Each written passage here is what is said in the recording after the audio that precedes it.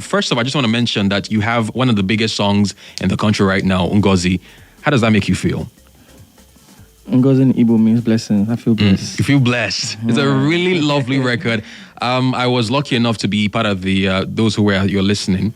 It was fun. Oh, you were there? Yeah, I was there. You see it? Easy. So I was there and it was fun. I listened to a couple of the records on the catalog and it was so fun. It was so great, especially the part where you started to dance. That was even funny as well too. But I mean, everything about that particular project is really, really nice. But I just want to mention though, I remember during the course of that listening party, you mentioned that one of the songs of the body of work was for a special girl. Is this the song, Ngozi? Is that the song? This one is for every special girl out there, Shabo. Like the special one is called Ade. Ade. On the album. All right. You know, maybe I've not taken my time to listen to that one closely, but I've been listening to all the other records on that particular project. And before we talk about the album, I noticed that you were on a US tour briefly, and I think you were in Dallas as well, right? How was it? What was the experience like? Beautiful, man. Amazing. That's a new territory for me, like being out there, performing my records, and people go crazy. Even on my new song, I feel like Ngozi started picking up from there and I'm performing there. All right, Beleful as well. So I'm thankful for my team, Mavin for putting me out there. Like I was literally on the fly, my album dropped. You know, so I'm excited. I'm so happy. And big shout out to Rema, Victoni. Big shout out to Rema especially because like for even thinking of like me to be on a store with him. Yeah. At the time when my album dropping, it's just divine timing. Yeah. And I'm happy. Like everywhere I went to was crazy. Like the energy. Yeah. Like city like Denver, Cleveland, and when I was on the flight, I was seeing white people. I didn't even know there was black people there. And I saw a number of videos. Yeah. And I'm like, whoa. Yeah. Obviously, Atlanta was crazy because like there's a lot of black people in Atlanta. Yeah. Listening as well. So, but like. New York, everything was amazing. I can't lie. Like I learned a lot, about tour that I'm gonna use on my own headline tour as well. Yeah. So it's beautiful. Like I had so much fun. Did you spend a long time? Was it about up to how many days did you spend? I did like almost 3 weeks. 3 weeks. Yeah. Wow. Okay. What was the thing you were always eating before you go on stage? I'm always. I had a hard time to find Nigerian food. Exactly, which is why I'm asking. Like Cleveland, like cities like Cleveland, like cities like Denver, Minneapolis is so hard. Yeah. But for me, I always had liquor in my system every time I had to go on stage because sometimes it's crazy. Like from here to like another city is like 3 hours in the same country, jet lag, everything, and you have to be like you don't even rest. You have to go to your hotel, change, boom, back to back all day, back to back like that. So you need some liquor. So I will be sleeping on the road to the show, and then when I go to the show, 1 or 2 liquor, and everybody be like, this guy. So it's only liquor. You're not taking food. I used to eat food, but like most times it's basically a jollof rice now. Yeah, that's the only thing that you could find. Yeah, jollof rice, swallow, shit like that. Trench to Triumph is finally out. You mentioned earlier that, of course, that particular album dropped when you were still on the flight back to the country. I want to know, off that body of work, what was the, first off, how difficult was it to make that project? For me, it wasn't difficult at all because, like, although I've been working on the album since like 2020, so it was like 3 years working on the album. All right. A lot of songs to pick 13 songs from. It's crazy. All right. Like some songs I didn't make the album, and today I'm still paying, but although I have vlogs coming, but like it's crazy. So I mean, sorry to interrupt you, but I mean, like, I love the fact that you've mentioned that there are a couple of songs that didn't make the album, and I've had a conversation with a number of artists as well, and they say when they're putting together their project, there are a couple of songs too that don't make the project. So how do you pick and choose the one that you want to be on the album, and then of course the ones that you love, like for example, you would think that this song should be on, and the team says no? Yeah, for me, it's more like a collective, process with me, Jazzy, Tega, Rima, and the entire A&R, my marketing team as well. Yeah. My management as well. So it's more like we're picking a body of work. We're not picking just hit back to back. It has to be a body of work, complete body of work. When you're listening to it, there's obviously hit songs. There's obviously like songs that are like mellow, chill. For example, like Cavalry Kid that's telling a story. Yes. Of my spiritual struggles and the wars that I fought spiritually. And I'm still standing strong. There are records like Trench Kids that I'm telling my actual story. Trench Kids was the fastest song I recorded on the album. Oh. Like it was like I was reading a novel because like I'm telling my story. Like, it was quick, it was easy. So that's why I say it was never hard for me at all.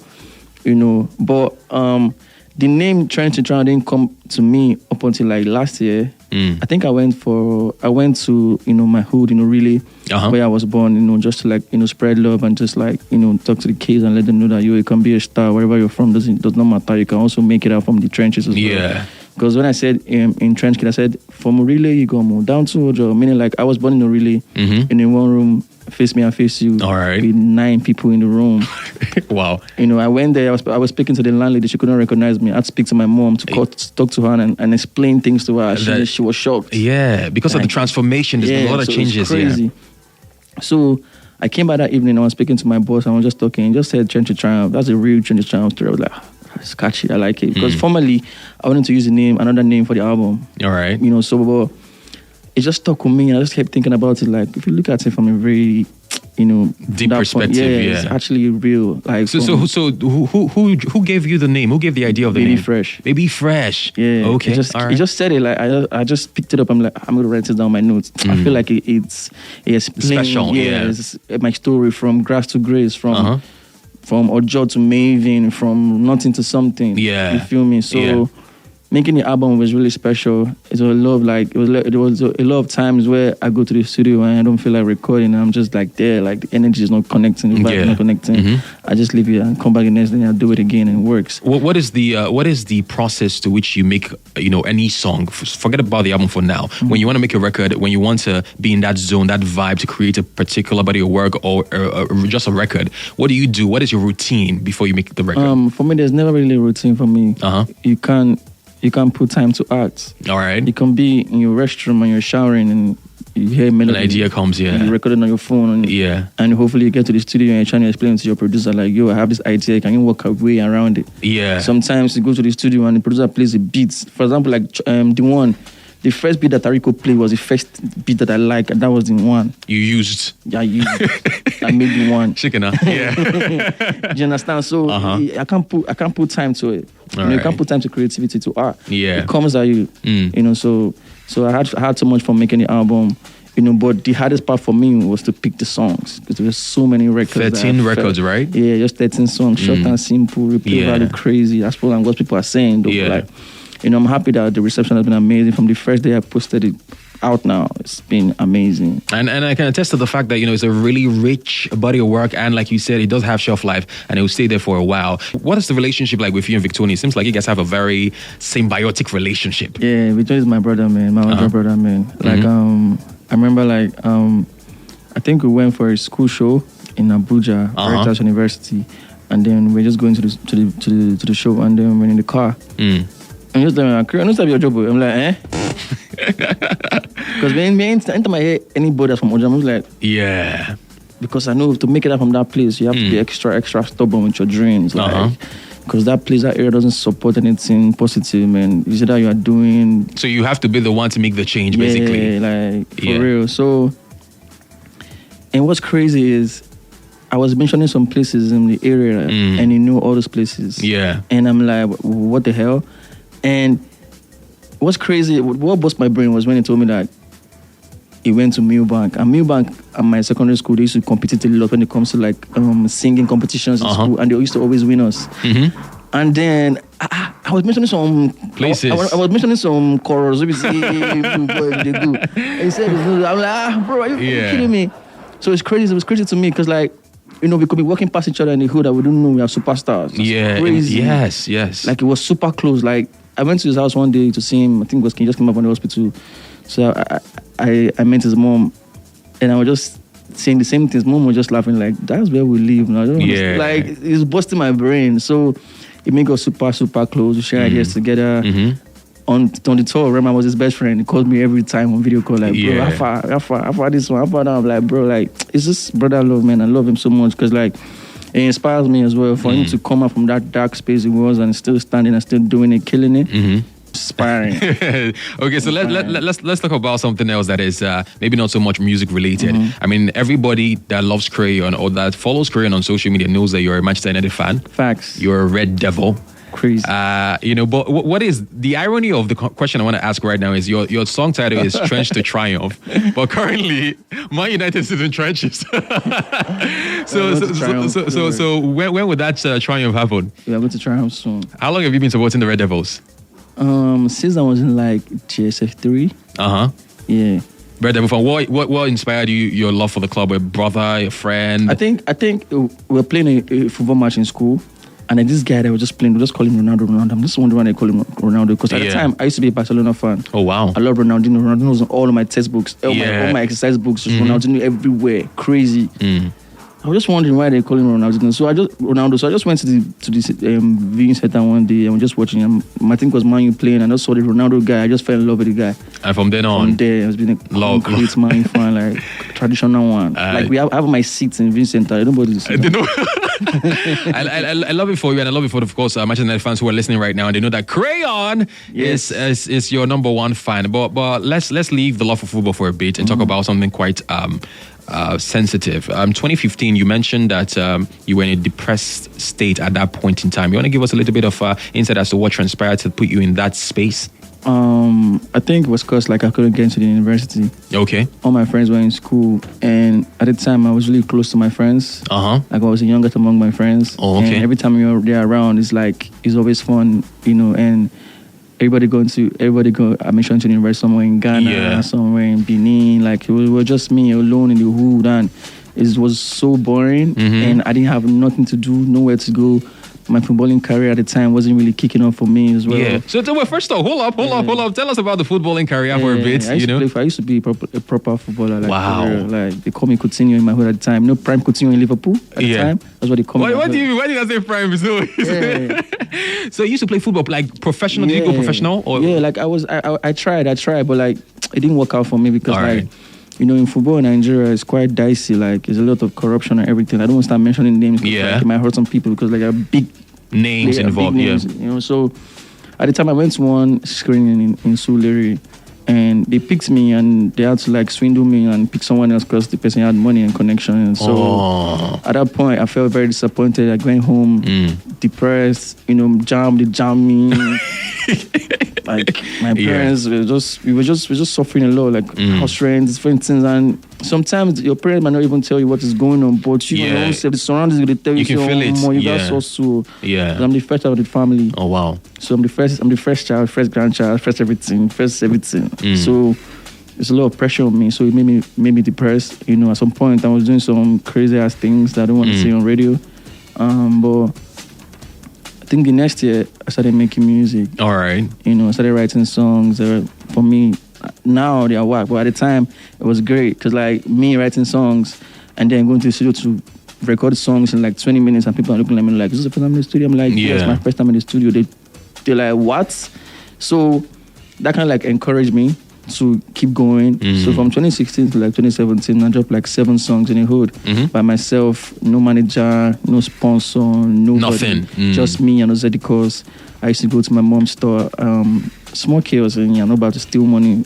Studio. I don't know if you saw it in the trailer of my album. Yeah. That little boy stealing money. That's what I used to do at the time. Wow. And the funny thing, that my mom knew, but at least she was seeing the result of what I was using the money to do. So she was not mad at me. Okay. My mom is very understanding. My dad as well. Everybody in my family a very, very understanding of my dream. For me to sit my parents down and say, "Yo, I want to start making music now," you know that you are really, really They love you for house. Yes.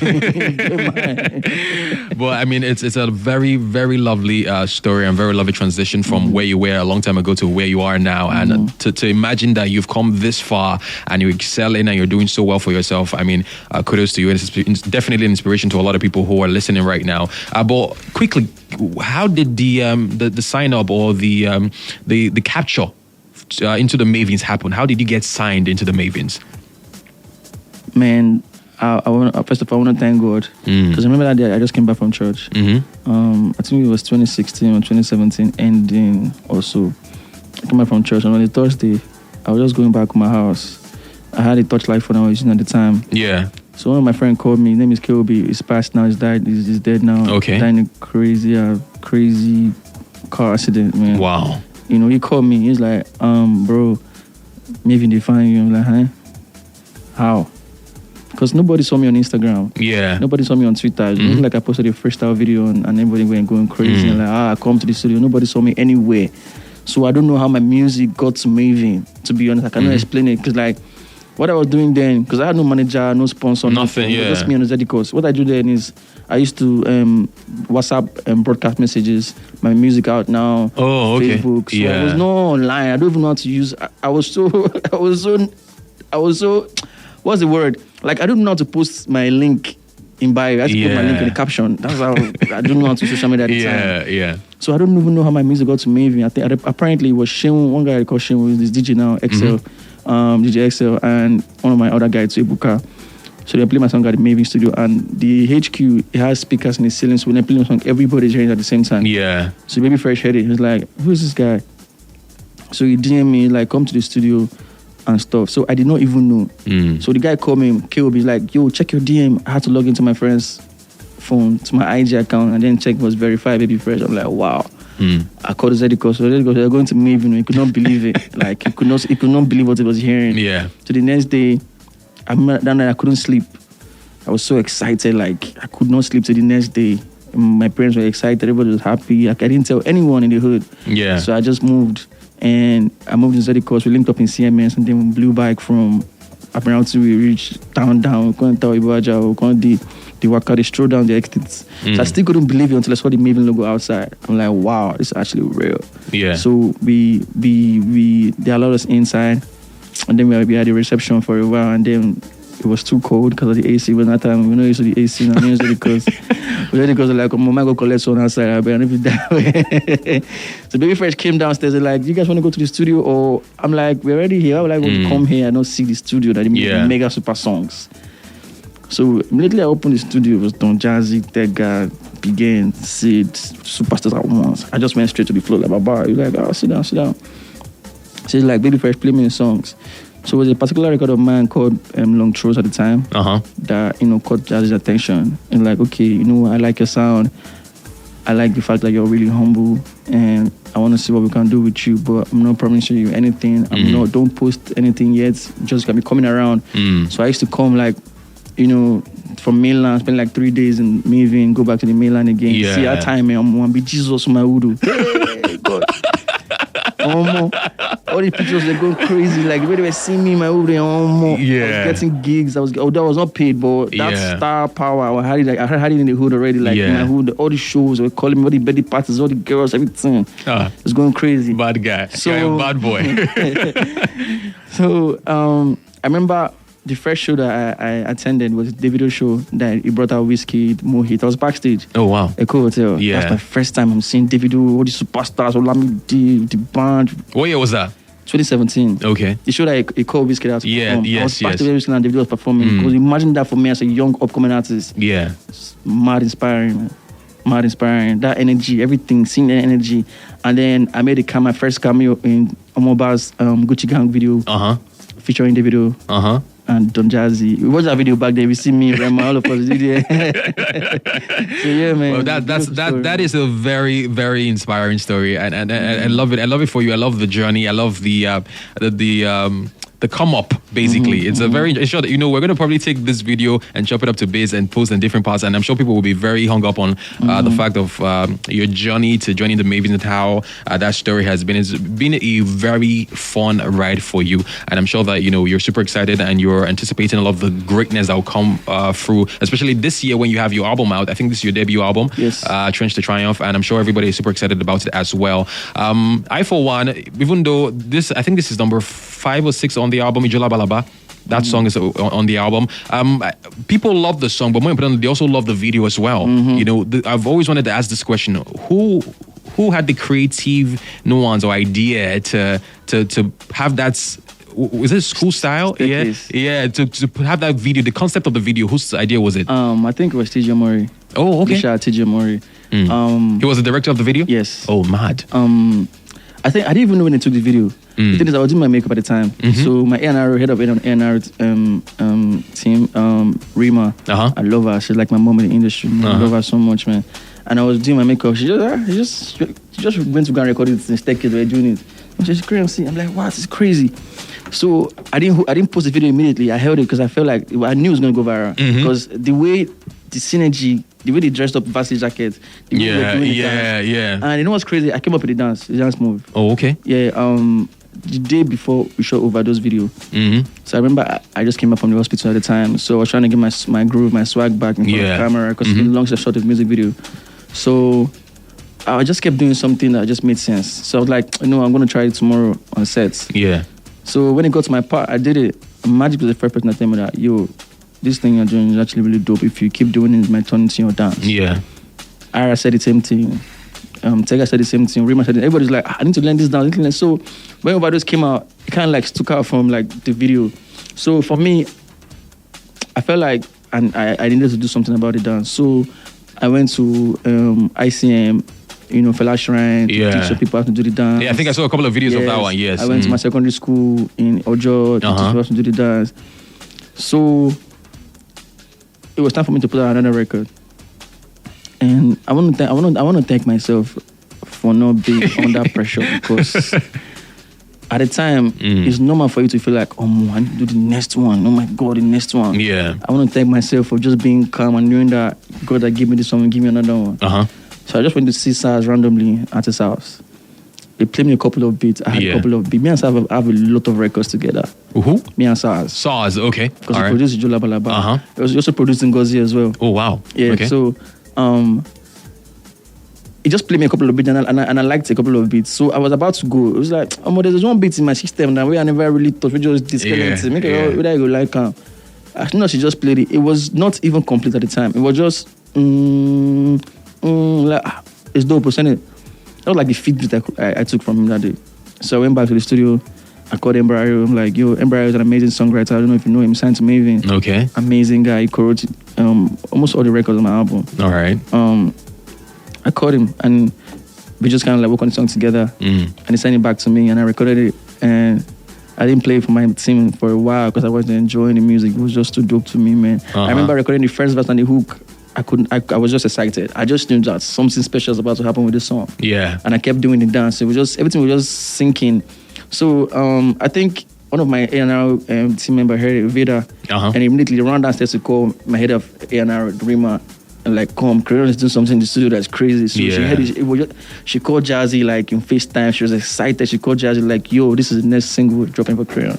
And I was excited, so even the whole dance move, I didn't practice it. It was on we were doing a photo shoot for the single, and then I did the dance. And you got the idea. And I did the dance. Like I already had the dance, yes. From Overdose. And then so from there, implemented it, yes. And so when it was time for us to shoot the video, so I just sent to TJ Moran like, yo, let them do this dance in the video. This is what we are selling. This is the selling point for this video. And that was it. And TJ Moran just took the idea and just ran with it. It's crazy. Love it.